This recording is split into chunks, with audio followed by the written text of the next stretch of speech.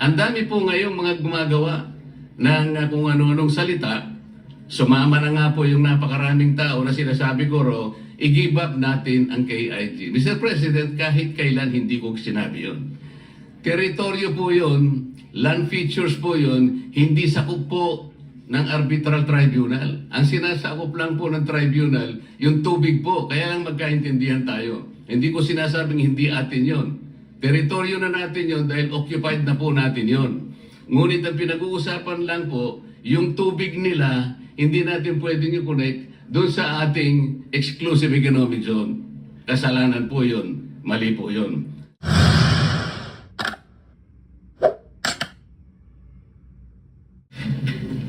Thank you, Mr. President.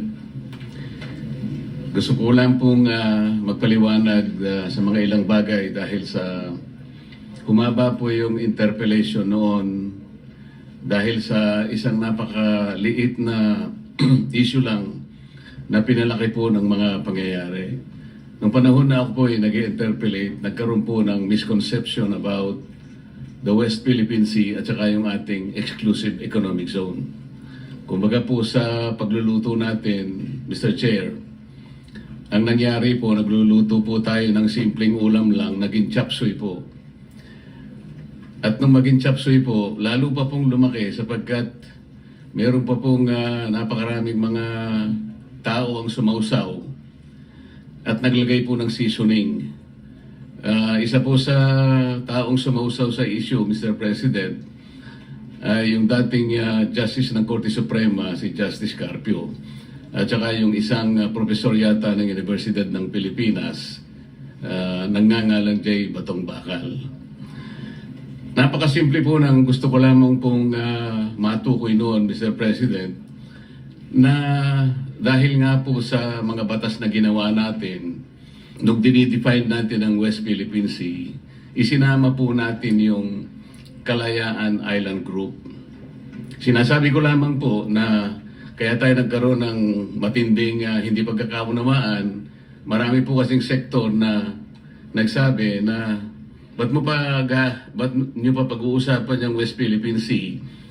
Nanalo na tayo sa arbitral tribunal at na-define na nga ang ating exclusive economic zone. So ang nangyari po, akala nila yung exclusive economic zone, siya na rin yung West Philippine Sea, hindi po. Napakadali pong i-define ang ating exclusive economic zone kung paano nating madi-define din ang ating territorial sea at ang ating contiguous zone, even our continental shelf at ang ating territorial sea, sapagkat magsisimula nga po doon sa archipelagic baselines. Ang nagiging problema po, pinipilit nila na yung West Philippine Sea kagaya na rin ng EEZ. Hindi po. Nung isama po yung Kalayaan Island Group, nakalimutan po nila na yung ibang features na sinasakop po ng ating bansa, halimbawa po yung Pag-asa, yung Parola, yung Kota, yung Langkiam, ito po ay 200 nautical miles away from the baseline, ay from the EEZ. Kaya nasa labas po sila. Alam po nyo, Mr. President, nung nagkaroon po tayo ng hearing sa CA, tinangka ko pong itanong sa ating ilang mga miyembro ng armed forces na nandoon, 35 po sila, Mr. President. Nalungkot po ako nung malaman ko sa sagot nila, hindi pala nila alam na yung ating mga occupied territories sa KIG ay nasa labas po ng ating exclusive economic zone. Ito po yung mga official po ng ating armed forces, Mr. President. Nakalulungkot po sapagkat ano po ang ipagtatanggol nila kung hindi naman po nila alam pala kung nasaan po yung mga isla na atin pong sinasakupan. Napakahalaga po noon na Mr. President, bagamat ang usapan doon ay teritoryo, dahil sa definition po ng ating West Philippine Sea, ang importante po doon ay yung karagatang sinasakupan natin. Kung isasama po natin ang West Philippine Sea, Mr. President, ang gusto ng Pilipinas kasi, ituring po yung mga features sa Spratlys na isang grupo lamang ng mga isla. Yung tinatawag po nilang offshore archipelago. Ang sabi po ng arbitral tribunal, Mr. President, Hindi po ninyo magagawa yan, sabi niya, sa Pilipinas. Tama na kayo po ay isang archipelagic nation, ngunit hindi nyo magagawa yan sapagkat you will not be able to meet the requirements of land and water ratio. Kung di po ako nagkakali, Mr. President, ang ratio po is 1 to about 9.135, something like that. Ibig sabihin po, meron pong standard na pagitan po kasi ng baselines kung saan mo ikakapit yung baseline. Kasi magkakalayo po sila eh. Lalong-lalo na po sa mga ibang features, Mr. President, na hindi okupado ng Pilipinas. Ang dami po nun. Ang okupado lamang po ay 4. Napakarami po ng hindi natin occupied. Ngunit, mini-maintain po natin ang ating claim doon. Ano po ang pinaka-imposible doon, Mr. President? Hindi po natin pwede silang isali yung karagatan arising from this maritime features in the Calayan Island Group dahil lalabag po tayo sa dalawang aspeto. Number 1, yung UNCLOS po, hindi tayo papayagan. Kasi po, yung Article 7 po ng UNCLOS, Mr. President, ito po yung tinatawag na straight baselines. Mababiolate po yun kapag kinonect po natin yung features outside our EEC ng mga straight lines dahil yung straight baselines po natin magdi-depart po sa appreciable part ng ating yung general direction ng ating coast. Yun po yung sinasabi ng Article 7. Dahil po kasi sa layo nila more than 200 nautical miles from our EEC. Pagkatapos po yung Article 47, Mr. President, ito po yung archipelagic baselines. Mababiolate po, ito po yung sinasabi nating ratio of water to land. Dahil nga po, hindi pinapayagan dapat magkakalayo yung features at may encircle mo sila to treat them as one group of islands. Hindi sila pwedeng i-classify na isang unit lamang para lang mag-generate ng sarili nilang maritime space.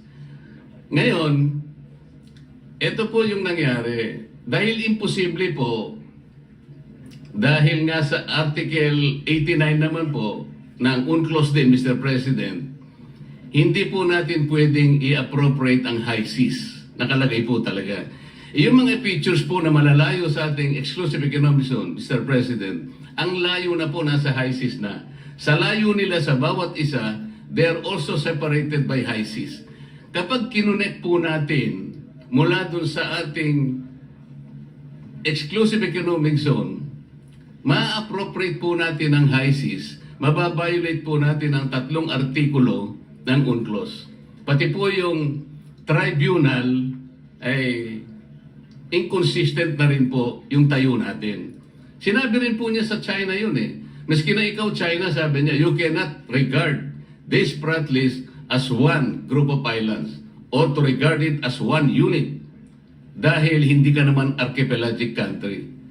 China, sabi niya, ikaw ay isang continental state. So kapwa po tayo pinagbawalan. Ano po ang aking gustong palabasin dito, Mr. President? Hindi po natin pwedeng saklawin yung KIG. Pero liliwanagin ko po, yung KIG, atin po yun eh. Ang pinag-uusapan natin, land features, teritoryo po yun, Mr. President. Ibang bagay yun. Hindi ko po sinasabang hindi atin yun. Ngunit dahil ang pinag-uusapan natin, West Philippine Sea, yung katubigan natin, imposible pong i-connect natin yung ating exclusive economic zone at ituloy po natin doon sa territorial sea na generate po ng napakaraming features. Magkakamali po tayo. Yun ang pinagbabawalan tayo. Ngayon, bakit po nung nag-hearing tayo sa CA, paano ko po nasabi na imposible yun kako doon sa representative po ng Armed Forces? Mahihirapan po kayo, imposible, dahil malalabag po natin ang napakaraming artikulo ng UNCLOS. Hindi po natin mai-inclose, hindi po natin makokonek yung territorial seas nung napakaraming features na yon na ating ino-occupy. Magkakamali po tayo at baka sakali, kung gusto nyong gawin, we cannot do that unless, sabi ko, we give up our itong KIG. Hindi ko po sinasabi na i-give up natin. I am only trying to reinforce the argument na hindi at imposible nating gawin sapagkat atin yung teritoryo pero sa tubig hindi po natin pwedeng itagos yung mga baselines dahil magkakasala tayo at lalabag po tayo sa UNCLOS mismo.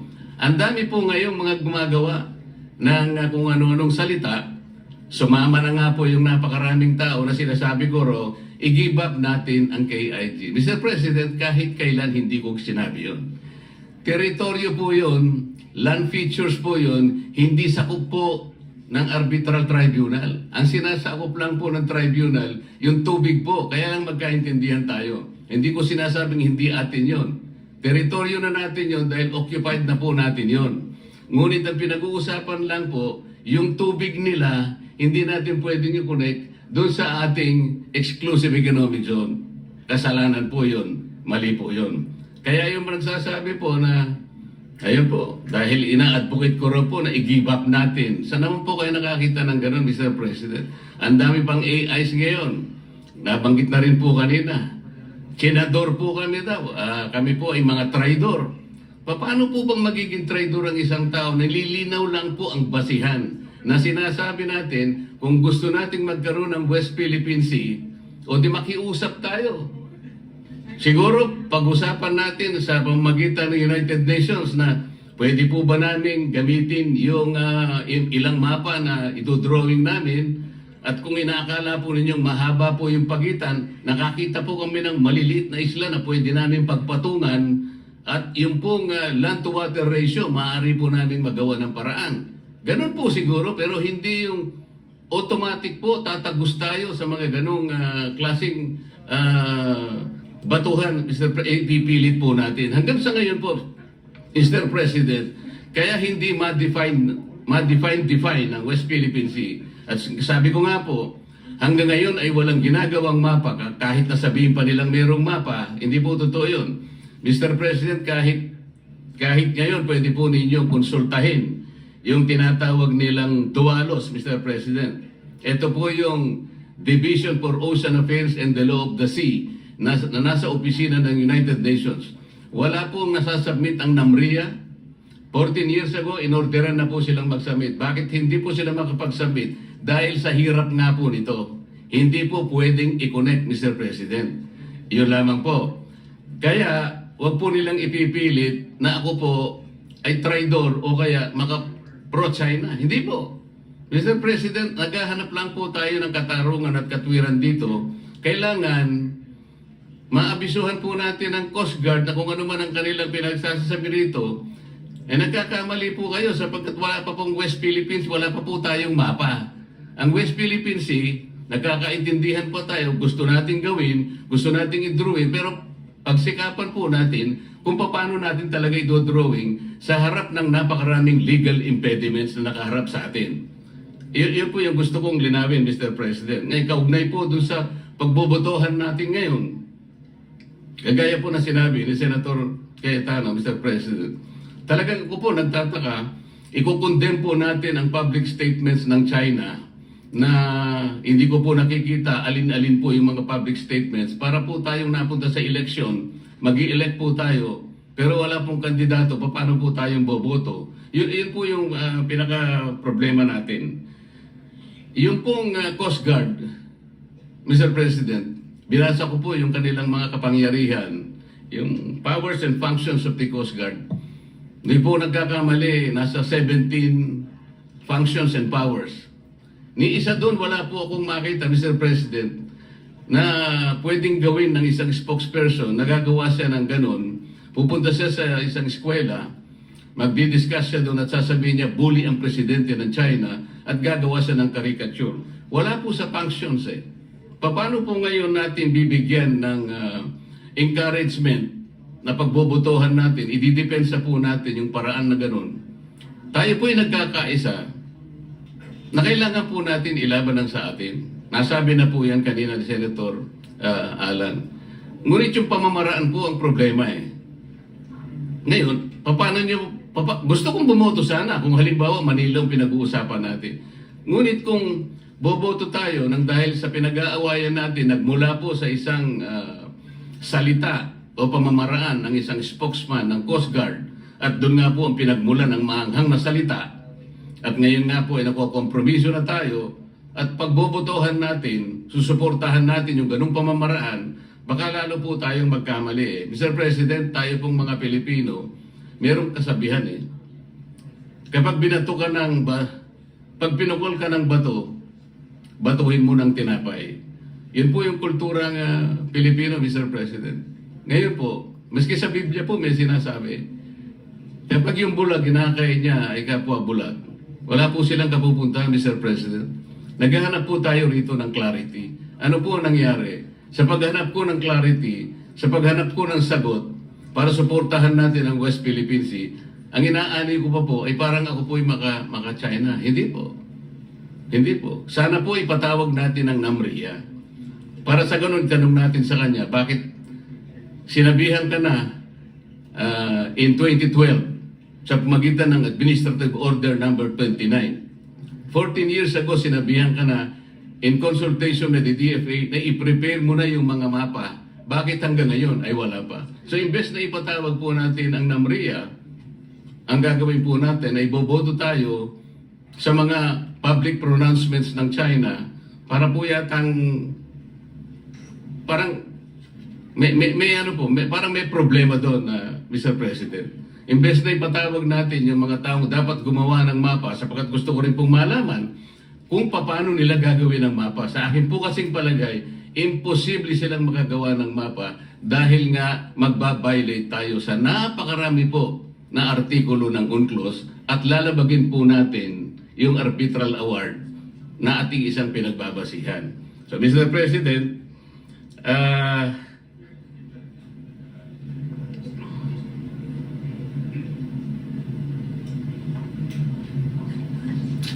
magtatapos ako sa isang pananalita na lang, Mr. President. Sa aking palagay po, ang isang pagkakamali ay hindi po may tutuwid ng isang pagkakamali. Hindi po natin magagawa yung gusto nating gawin para kausapin natin ang China sa maliing pamamaraan. At kung pamali po ang paraan, wala po tayong magagawang mabuti, Mr. President. Maraming salamat po.